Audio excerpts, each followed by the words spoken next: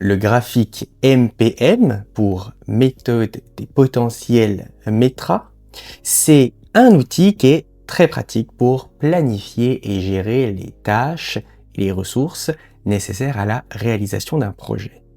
Ça te permet de visualiser les relations entre les différentes activités, les délais et les contraintes du projet.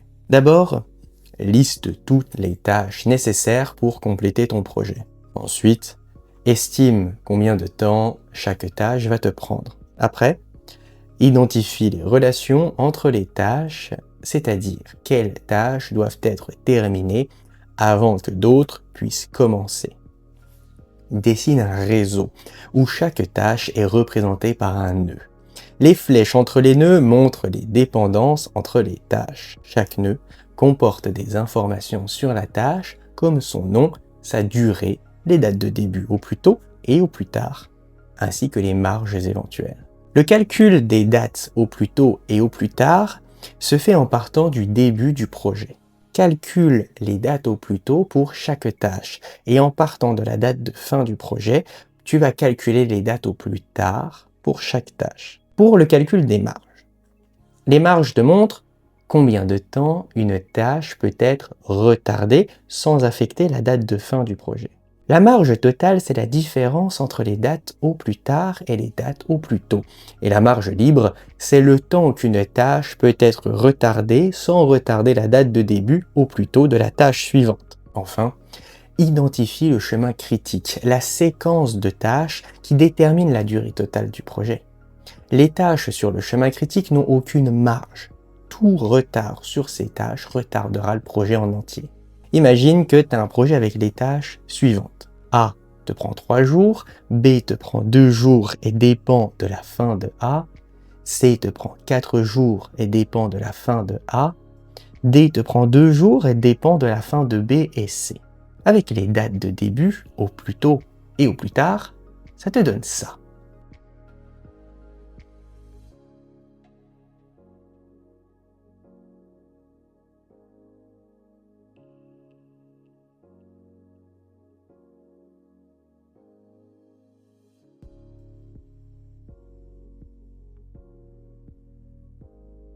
Les tâches sur le chemin critique sont celles qui, si elles sont retardées, retardent le projet. Dans cet exemple, le chemin critique, c'est A, C et D. Par contre, B peut prendre du retard parce que B finit avant C, mais il faut attendre C pour commencer D. Donc B peut commencer au plus tard au jour 5, ce qui le fait terminer au jour 7, en même temps que C. Du coup, D peut commencer à l'heure au jour 7 et terminer au jour 9, comme prévu. Maintenant, pour calculer la marge totale et la marge libre. La marge totale d'une tâche, c'est le temps supplémentaire dont dispose la tâche avant qu'elle ne retarde la date de fin du projet. C'est la différence entre les dates au plus tard et les dates au plus tôt. La marge libre d'une tâche, c'est le temps qu'une tâche peut être retardée sans retarder la date de début au plus tôt de la tâche suivante. Voyons un petit exemple. La tâche A, qui est la première tâche, elle débute forcément au plus tôt et au plus tard au jour 0. Ah oui, c'est la première. Elle a une durée de 3 jours. Du coup, elle va finir au plus tôt à 0 plus 3 jours, ça fait plus 3. Et elle va finir au plus tard à 0 jours, auquel tu rajoutes 3 jours, on arrive au jour 3. La marge totale, 0 moins 0, ça fait 0. Et la marge libre aussi, elle est 0. La tâche B, elle commence au plus tôt, juste après la tâche A, donc à 3 jours. Et elle peut débuter au plus tard à 5 jours. On va en parler juste après de ces 5 jours. Elle a une durée de 2 jours. Et donc, comme elle débute au plus tôt au jour 3, tu rajoutes 2 jours, on arrive au jour 5. Et elle va finir au plus tard, au jour 7, parce que au plus tard, elle commence au jour 5. Il lui faut 2 jours, ça nous fait le jour 7. Ça nous fait arriver au jour 7. Sa marge totale, 5 moins 3, ça fait 2. Et sa marge libre, 7 moins 5, ça nous fait 2. Alors attention, elle dépend de la tâche D. On en parlera plus tard aussi. Ce qui nous intéresse pour l'instant, c'est comment ça se fait que la tâche B peut débuter au plus tard à 5 jours. Alors on va revenir à notre schéma déjà. La tâche B, elle arrive ici, d'accord? Et on a aussi cette fameuse tâche C. Tâche C qui a une durée de 7 jours, alors que la durée de B est de 5 jours. Et c'est pour ça que B peut prendre du retard sans tout retarder.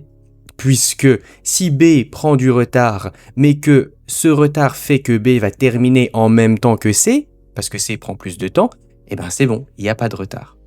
C'est pour ça qu'on va s'attarder maintenant sur C. C débute au plus tôt au 3e jour, elle débute au plus tard aussi au 3e jour, puisque comme entre B et C, c'est C qui prend le plus de temps, c'est C qui n'a pas le droit de prendre du retard.